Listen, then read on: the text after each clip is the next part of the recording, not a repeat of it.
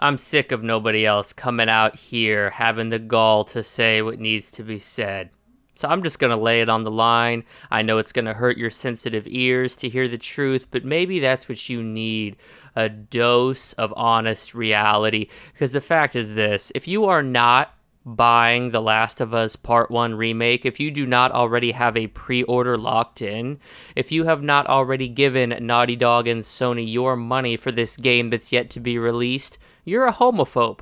Plain and simple. Plain and simple, you are a bigot. You are a prejudiced bigot who has very outdated worldviews. You see, one of the many things, if I may be allowed to ascend the soapbox here for a minute, that The Last of Us did back in 2013 was tackle socially taboo subjects. And one of those cultural and socially taboo subjects is that of homoeroticism and homosexuals by featuring not just a mid-40s greasy homosexual male in a supporting role, but by featuring a young lesbian as a main character. Now, I challenge your bigoted and very outdated worldviews with this, and be honest. Were you more enjoying the fantastic story The Last of Us had with its hard-hitting, gripping, adrenaline-pounding story beats and its tense moment-to-moment gameplay, both interwoven perfectly together? Or were you thinking about how Bill used to fuck his partner in the ass? Were you paying attention to the intricate dialogue that peeled back layers of each character? Were you listening to Bill as he told the harrowing story of how he became to be the sole survivor in his town? Or were you confused and tilting your head at the fact that he can probably suck a golf ball through a garden hose, right? Look in the mirror and answer that honestly. Spoiler, you won't, because you know deep in your hate-ingrained heart, you're a fucking bigot. You're a disgusting animal who has no right, no reason, and no fucking hope to ever change their ways. Yet that's why I was sent here, to turn all the homophobia, to turn all the bigotry and prejudice and privilege around and make you realize how much harm you're doing. And that's why I am so fucking glad that Druckmann shoved it down each and every one of your throats with that incredibly well done lesbian sex scene in The Last of Us Part 2. The most epic of all sex scenes. You might as well have been down there munching on that muff right along with her. I mean, I shit you not. You feel so part of the scene. It's incredibly well done. And also, who fails to realize, even under the guise of their bigotry, who cannot admit what an incredibly well-written character Abby was? I mean, the first transvestite in the Last of Us universe, such a well-rounded character, muscles bigger than Dwayne "The Rock" Johnson's, who's been hitting the juice for years, yet in that incredibly steamy sex scene with Owen, flipped him around, dropped his drawers, and pile drove her 9-inch dick into his rectum. It was just the absolute epitome of romance, and if you disagree, again, you're a bigot. She-males absolutely deserve recognition too, and I'm glad they get their character in Abby.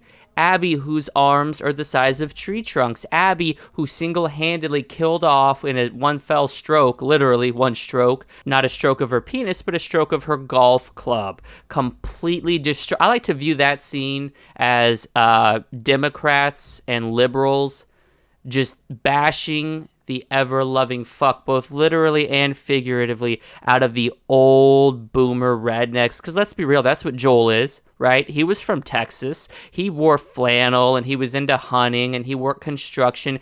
Guaranteed that man would have voted for Trump had the world not got overtaken by that fungal virus that completely turned everybody into mushroom-headed zombies. Guarantee you he would have been a Trumpster. I like to view that scene symbolically as Druckmann flipping the bird to every fucking greasy redneck from California to New York City, and especially every space in between.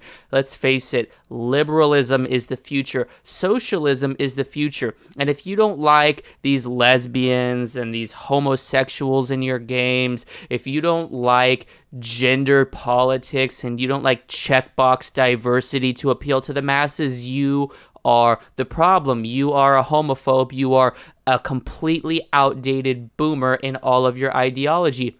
And the sad part is your time has passed. Dutch from Red Dead Redemption said it once as he stared at John in a completely non-gay scene. John, our time has passed, and 2, your time has passed, you incredibly insensitive bigots.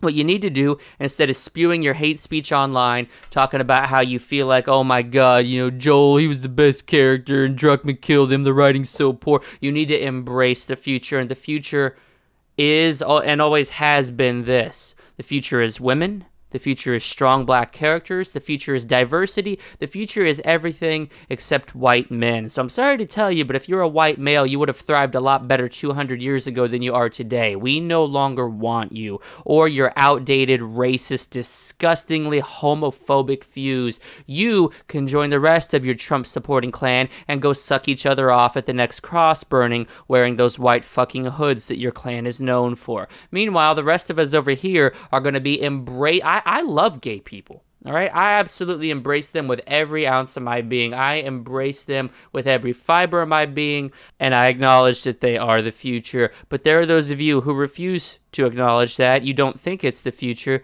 and I just feel incredibly sad for you. You all need to go pre-order The Last of Us Part 1 immediately. It will be the greatest game to ever come out in this generation, just like The Last of Us Remastered was the greatest game that came out in the previous generation. And just like before that, 2 generations ago, The Last of Us was the greatest game to ever come out. All right? This is checkbox diversity to a fucking T, and that's what we need in our games.